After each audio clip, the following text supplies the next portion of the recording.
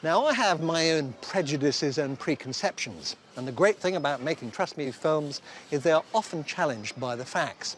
Now, at the moment, there is one subject that I am really passionate about, and I'm dying to get to the bottom of. Until 7 years ago, it was quite normal to see people smoking away in restaurants and pubs. Then it was banned. Now, cigarettes in public places are making something of a comeback, albeit with a twist. This is vaping, using an electronic cigarette to produce a nicotine-rich vapor instead of burning tobacco. But are they bad for you? In the last 2 years alone, the number of people using them has trebled to over 2 million. They're legal inside most public buildings, and you can even see people vaping in offices. The debates rage about their possible effects on our health. It's a very emotive subject, so I want to look at the evidence from a medical point of view. The first thing to understand is that smoking and vaping are very different.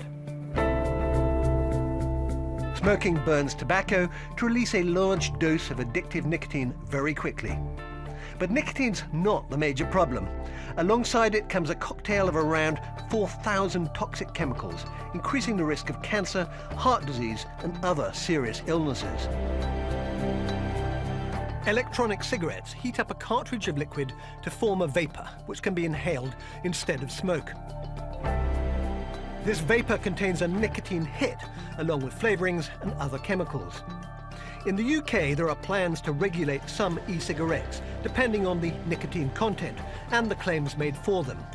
This should ensure tighter controls on what they contain.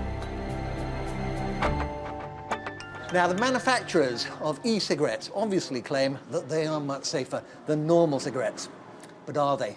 We thought it'd be interesting to test normal cigarette smokers and those who use e-cigarettes and find out exactly what's going on inside their bodies. We've taken samples of saliva, urine and breath from a range of vapors and a group of smokers. And we've done the same test to look at the risks of passive vaping. First, nicotine levels. We found that vapors get a similar dose of nicotine to smokers. Now for the test on the real nasties. Carbon monoxide, associated with heart disease, and acrolein, associated with cancer and lung problems. Here, the vapors had significantly lower levels, similar to those found in non-smokers. As for the risk from passive vaping, our test found no evidence that the vapor was affecting people nearby.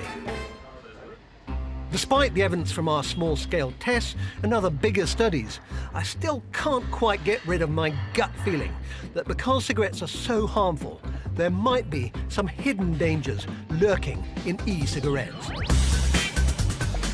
Professor Peter Hayek, director of the Tobacco Dependence Research Unit at Queen Mary University of London, has been looking into e-cigarettes in detail.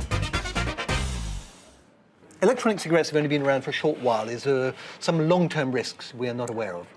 I think we can't exclude it altogether. I suppose some of the flavorings in e-cigarettes may turn up to be a danger. There may be risks for some people with lung issues. I think they are unlikely. If there is a danger, it's likely to be a small fraction of a danger of smoking. What about the addictive qualities of nicotine? Because obviously they're still getting nicotine, they're not getting the other toxins. Are there dangers associated with that? There are. Nicotine is an addictive substance, and the proportion of people who use nicotine will become hooked. A lot of people drink coffee, right? You've got a coffee cup in front of you. I've got one. Yeah. A lot of people are hooked on coffee, and nicotine use would be roughly in the same category if there were no other toxic chemicals which accompany it. Do you think that e-cigarettes are a big change?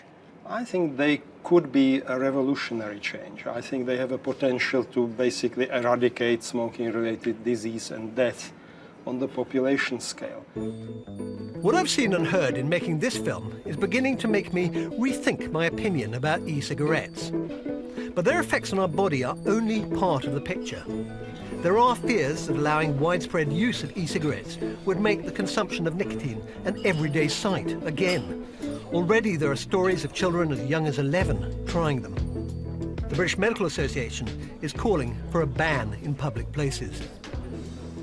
Now, I do agree that you need to be very cautious about anything that makes it easier to consume an addictive drug like nicotine.